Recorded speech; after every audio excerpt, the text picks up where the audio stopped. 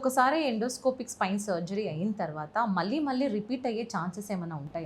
Repeat అంటే మనం disc ఇప్పుడు ఏదైతే ఈ పార్ట్ రెడ్గా కనపడుతుందో ఇట్లా ఏది బయటకు వచ్చిందో అదొకటి తీస్తామండి.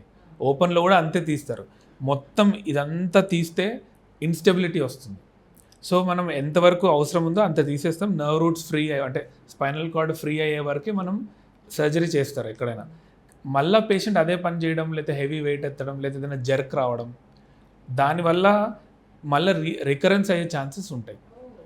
అంటే సేమ్ వర్క్ చేస్తుంటే ప్రాబ్లం అంటే రూట్ కాజ్ మీద ట్రీట్ అవ్వట్లేదు కదా పేషెంట్. ఓన్లీ మనం ఏదైతే బయటకు వచ్చిందో అది తీస్తున్నాం.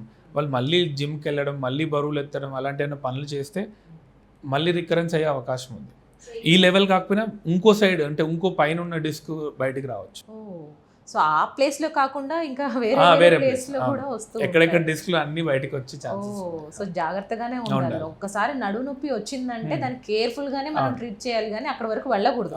వెళితే కొద్దిగా ఇంకా సర్జరీ కోసం స్పైన్ సర్జరీ చేయించుకోవద్దు అని కూడా చాలా మంది చెప్తూ ఉంటారు.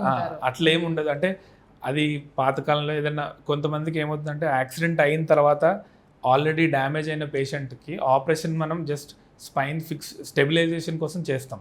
అంటే ఇంప్రూవ్మెంట్ చాలామందికి అంటే ఆ ఇనిషియల్ ఇంజురీ బట్టి ఉంటుందండి. స్పైనల్ కార్డ్ మొత్తం నలిగిపోయింది అనుకోండి, కాళ్ళు రావు మళ్ళీ వాపస్. కానీ అలాంటి పేషెంట్కి ఆపరేషన్ అవ్వడం వల్ల జనాలు ఏమనుకుంటారంటే స్పైన్ సర్జరీ చేయించుకుంటే ఇంకేం ఇంప్రూవ్మెంట్ ఉండదు, బెడ్ మీద పడిపోతాడని. అవన్నీ యాక్సిడెంట్ అవ్వడం వల్ల అంటే ఏ ప్రాబ్లం వల్ల వచ్చింది ఇది దాన్ని బట్టి మనకు తెలుస్తుంది అన్నమాట.